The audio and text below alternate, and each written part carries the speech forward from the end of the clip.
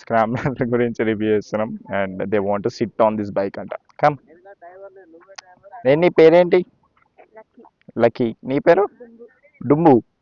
డుంబుయేనా పేరు? నచ్చిందా బైక్? ఎట్లుంది? బాగుందా? కూర్చో, ఏం కాదు. యూకేనా? Nice nice nice.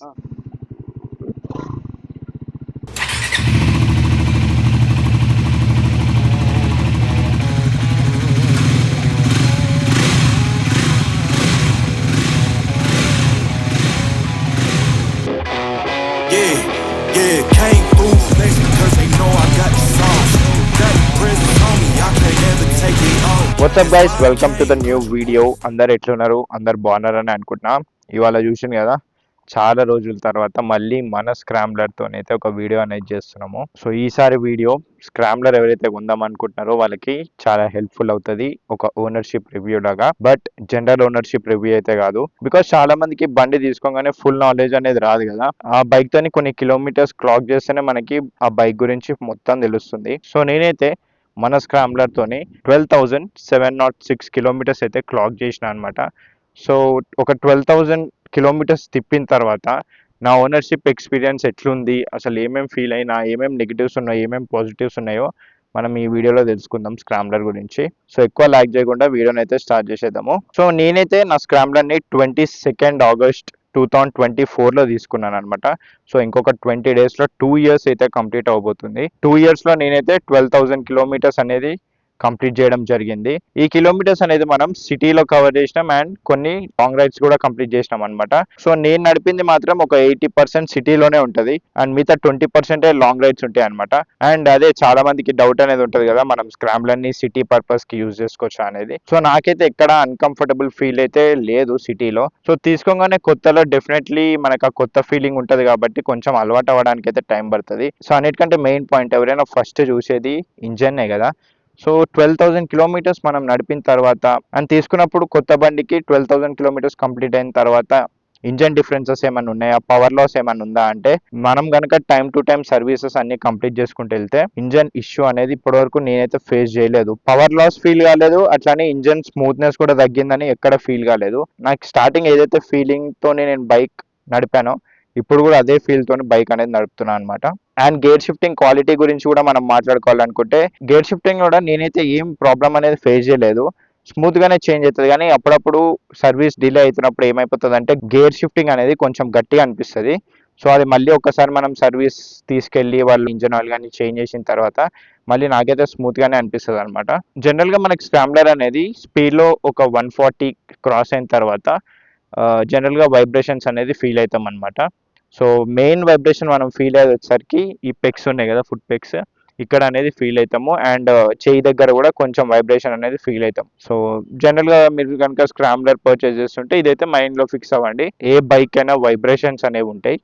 మన స్క్రామ్లర్కి మాత్రం ఒక 140 స్పీడ్ క్రాస్ అయిన తర్వాత we can feel that vibrations అనమాట. And coming to the main point guys, mileage. So mileage drop అవ్వడం కానీ పెరగడం కానీ ఏమన్నా జరిగిందా మన స్క్రామ్లర్లో అంటే, సో మీకైతే ఒకసారి చూపిస్తాను జస్ట్ బైక్ ఎంత చూపిస్తుంది మైలేజ్ అనేసి. అండ్ ఓకే, నేనైతే రీసెంట్గా రీసెట్ చేసిన అనమాట మైలేజ్ది.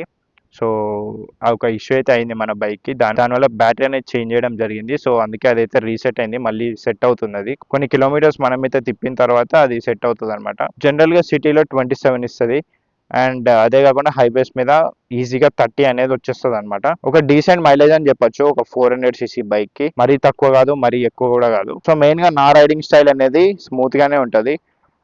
ఎక్కువ రెవ్ చేయడం కానీ, ఎక్కువ గేర్స్ చేంజ్ చేయడం కానీ జరగదు. ఒక కాన్స్టెంట్ స్పీడ్ లో క్రూజ్ చేసుకుంటూనే పోతాం మోస్ట్లీ. సిటీలో 27 అండ్ హైవేస్ మీద అయితే 30 ఈజీగా ఎక్స్పెక్ట్ చేయొచ్చు. అండ్ స్క్రామ్లర్ ట్యాంక్ కెపాసిటీ వచ్చేసరికి 13 లీటర్స్ కాబట్టి మనం ఒక ఫుల్ ట్యాంక్ కి ఈజీగా 350 to 400 కిలోమీటర్స్ అనేది డిపెండింగ్ ఆన్ అదే ఇంకా రైడింగ్ స్టైల్ బట్టి అది వ్యారీ అవుతుంటుంది మైలేజ్ విషయం మనం మాట్లాడుకోవాలనుకుంటే. బట్ అదే ఈజీగా అయితే ఒక 350 నుంచి 400 అయితే 400 కిలోమీటర్స్ ఒక ఫుల్ ట్యాంక్ అయితే ఈజీగా వెళ్ళిపోవచ్చు మనమే అనేది. మెయిన్గా మనందరం స్క్రామ్లర్ చూస్ చేసుకోవడము ఆ కంఫర్ట్ ఫీల్ కోసమే చూస్ చేసుకుంటాం కదా. స్పీడ్ ఉంది, ట్రక్షన్ ఉంది, ఆర్ ఇప్పుడు ట్రాకర్లు వచ్చినాయి, ఇవన్నీ వచ్చినాయి. బట్ ఆ comfort feel, off roading feel కోసం అనేది, ఆ సస్పెన్షన్ ఫీల్ కోసమే మెయిన్గా మనం అనేది స్క్రాంబ్లర్ని చూస్ చేసుకుంటాం. సీట్ కంఫర్ట్ గురించి కనుక మనం మాట్లాడుకోవాలనుకుంటే మెయిన్ రైడర్ సీట్ ఏదైతే ఉందో ఈ సీట్ మాత్రం వెరీ కంఫర్టబుల్ ఉంటుంది. చాలా అంటే చాలా కంఫర్టబుల్ గా ఉంటుంది. లాంగ్ రైడ్స్ అప్పుడు కూడా బ్యాక్ పెయిన్ అస్సలే ఉండదు. కంపారిటివ్లీ వేరే బైక్స్ తో ఈ సెగ్మెంట్ లో ఉన్న బైక్స్ తో కంపేర్ చేస్తే ఒక డీసెంట్ పిలియన్ సీటే మనకి ఇచ్చిండ్రు కానీ పిలియన్ మాత్రం అంత కంఫర్టబుల్ గా అయితే కూర్చోలేరు. సో అదొకటి మాత్రం లాంగ్ రైడ్స్ లో మనమైతే చూసుకోవాలన్నమాట. సిటీలో అయితే మేనేజ్ చేసేయచ్చు కానీ లాంగ్ రైడ్స్ అప్పుడు మాత్రం పిలియన్ కి అంత కంఫర్టబుల్ అయితే ఉండదు. And coming to suspension, actually vehicle అనేది మన అందరికీ తెలిసిందే కదా హైదరాబాద్ లో వర్షాలు ఎట్లా పడుతున్నాయో. సో అందుకే బండి అనేది కొంచెం మట్టిగా బురదగా ఉంది. సో స్క్రాంబ్లర్ బైక్ ఎట్లా ఉండాలో అట్లానే ఉంది చూడటానికి. సో అదనమాట. సస్పెన్షన్ విషయం కనుక మనం మాట్లాడుకోవాలనుకుంటే సస్పెన్షన్ విషయంలో మాత్రం మనం పేరు పెట్టాల్సిన అవసరమే లేదు. వెరీ కంఫర్టబుల్ అసలు. అండ్ అది స్టార్టింగ్ లో ఎట్లా ఉందో ఇప్పుడు కూడా అట్లానే ఉంది, ఎక్కడ చేంజ్ అనేది లేదు. అండ్ ఇప్పుడైతే హైవే పర్ఫార్మెన్స్ గురించి మాట్లాడుకుందాం మనం. జనరల్ గా హైవేస్ లో ఒక నెగిటివ్ పాయింట్ ఏం చెప్పాలంటే విండ్ బ్లాస్ట్ గురించి చెప్పాలి. మీకు ఎంత విండ్షీల్డ్ ఉన్నా కానీ అది ఈ విండ్షీల్డ్ అనేది అసలు మీకు ఏం కవర్ చేయదు. విండ్ని ఏదో ఆపేస్తుందని అయితే అసలు అనుకోకండి. జస్ట్ లుక్స్ కోసం తీసుకుంటే తీసుకోవాలంతే. విండ్ బ్లాస్ట్ ఎక్కువ ఉంటే ఏమవుతుంది అంటే మనకి బైక్ అనేది ఒక్కొక్కసారి వన్ సైడ్ పుష్ చేస్తుంటది. ఆ బ్యాలెన్సింగ్ మళ్ళీ ఎక్స్ట్రా అవుతుంది మనకి. సో ఇంకా మనకైతే అది తప్పదు. ఆఫ్టర్ మార్కెట్ లో చాలా విండ్షీల్డ్స్ ఉన్నాయి కానీ పెట్టించుకోవాలనుకుంటే. బట్ ఓవరాల్ లుక్ అనేది మనకి అంత సెట్ అవ్వదు అనమాట స్క్రాంబ్లర్కి. హైవేస్లో మనకి మెయిన్గా ఓవర్టేక్ చేసేటప్పుడు ఆ పవర్ అనేది చాలా క్రూషియల్ రోల్ ప్లే చేస్తుంది. ఆ లో అండ్ టార్క్ వల్ల మనకి క్రేజీ పర్ఫార్మెన్స్ అయితే ఉంటుంది అనమాట హైవేస్లో. And guys coming to brakes and safety, నేనైతే 6000 చేంజ్ ఉన్నప్పుడు 6000 కిలోమీటర్స్ చేంజ్ ఉన్నప్పుడు స్టాక్ బ్రేక్ ప్యాడ్స్ అనేది చేంజ్ చేసిన అనమాట. అప్పటికైతే పోయినాయి ఆ stock brake pads. So front brake pads అనేది చేంజ్ చేసిన. రేర్ది అయితే ఇంకా నడుస్తుంది అనమాట నాకు స్టాక్ది. సో నేనైతే అప్పుడు సింటెడ్ బ్రేక్ ప్యాడ్ అనేది వేయించిన అనమాట ఫ్రంట్. సో అదైతే ఇప్పుడు నడుస్తుంది. నాకు తెలిసి ఇంకొక 3,000-4,000 కిలోమీటర్స్ ఈజీగా వెళ్తుంది అది. అండ్ రేర్ వచ్చేసరికి ఏమో ఇక అది నాకు తెలిసి ముందే పోతుందేమో. ఆల్రెడీ 12,000 అయితే వచ్చింది. ఆ 12,000 రావడమే గ్రేట్. జనరల్గా స్టాక్ బ్రేక్ ప్యాడ్స్ ఏవైతే ఉన్నాయో అవి అరౌండ్ 5,000-6,000 కిలోమీటర్స్ వరకు అయితే వస్తాయి అనమాట. అది కూడా ఇంకా మన రైడింగ్ స్టైల్ బట్టి. బ్రేక్స్ అనేది కొంచెం క్రిస్ప్ ఉంటే ఇంకా బాగుంటుంది. సో అందుకే నేను అనేది సింటెడ్ బ్రేక్ ప్యాడ్స్ అనేది చేంజ్ చేసుకున్నా ఫ్రంట్. సో రేర్ కూడా ఇప్పుడు పోతే వెనకాల కూడా సింటెడ్ వేయించుకుంటా. జనరల్గా ఆఫ్ రోడింగ్ చేసేటప్పుడు సింటెడ్ బ్రేక్ ప్యాడ్స్ అనేది ప్రిఫర్ చేయరు. అందుకే స్క్రాంబ్లర్లో మనకి సింటెడ్ బ్రేక్ ప్యాడ్స్ అనేది ఇవ్వలేదన్నమాట. అప్పుడు నేను సింటెడ్ బ్రేక్ ప్యాడ్ క్రాంక్ తెప్పించాను అనమాట. క్రాంక్ అనే ఒక బ్రాండ్, క్రాంక్ పర్ఫార్మెన్స్ అని. అరౌండ్ 3,000 పడ్డది ఓన్లీ ఫ్రంట్ బ్రేక్ ప్యాడ్కి. అండ్ సేఫ్టీ పరంగా వచ్చినా కానీ దీంట్లో ఎలక్ట్రానిక్స్ ఏదైతే ఉన్నాయో అది ఇప్పటివరకు అయితే ఇష్యూ అనేది రాలేదు. బట్ రీసెంట్గానే నా ట్రాక్షన్ కంట్రోల్ ఏదైతే ఉందో బైక్లో అదైతే ఇష్యూ వస్తుంది అనమాట. జనరల్గా మనం టీటీసీ కాన్ అంటే ట్రాక్షన్ కంట్రోల్ ఆన్ అని ఉంది ఇప్పుడు. సో ట్రాక్షన్ కంట్రోల్ అయితే ఆన్ ఉంది. సో ఇప్పుడు ఇక్కడ ఈ ఐ బటన్ ఏదైతే ఉందో దీన్ని మనం లాంగ్ ప్రెస్ చేసి పట్టుకుంటే ఇక్కడైతే ఆఫ్ అవ్వాలన్నమాట ట్రాక్షన్ కంట్రోల్. సో ఇప్పుడైతే బైక్ ట్రాక్షన్ కంట్రోల్ అనేది ఆఫ్ కావట్లేదు. సో ఇది కూడా ఒకసారి చూపించాలి. చూపించిన తర్వాత మీకు అనేది అప్డేట్ ఇస్తాం మళ్ళీ కమింగ్ వీడియోస్లో. అండ్ గైస్ టైట్స్ విషయం కూడా మనం మాట్లాడుకోవాలనుకుంటే ఇదైతే ప్రస్తుతం ఉన్న కండిషన్ అనమాట నా టైర్స్. ఇవైతే స్టాక్ టైర్స్ ఎంఆర్ఎఫ్వి. ఇవైతే బ్లాక్ ప్యాటర్న్ టైర్స్ అంటారు. బోత్ ఆఫ్ రోడింగ్ చేయొచ్చు, క్రూజింగ్ చేయొచ్చు అండ్ సిటీలో కూడా యూజ్ చేసుకోవచ్చు అనమాట. సో 12,000 కిలోమీటర్స్ అనేది ఈ టైర్స్ నడిచినాయి. సో చూద్దాం ఎప్పుడు మళ్ళీ చేంజ్ చేయాల్సి వస్తుందో మనమైతే. అండ్ ఈ 12,000 కిలోమీటర్స్ ని నడిపిన తర్వాత ట్రామ్ సర్వీస్ గురించి కనుక మనం మాట్లాడుకోవాలనుకుంటే నేనైతే 2 సర్వీసెస్ అనేది కంప్లీట్ చేసిన అనమాట ట్రామ్లో.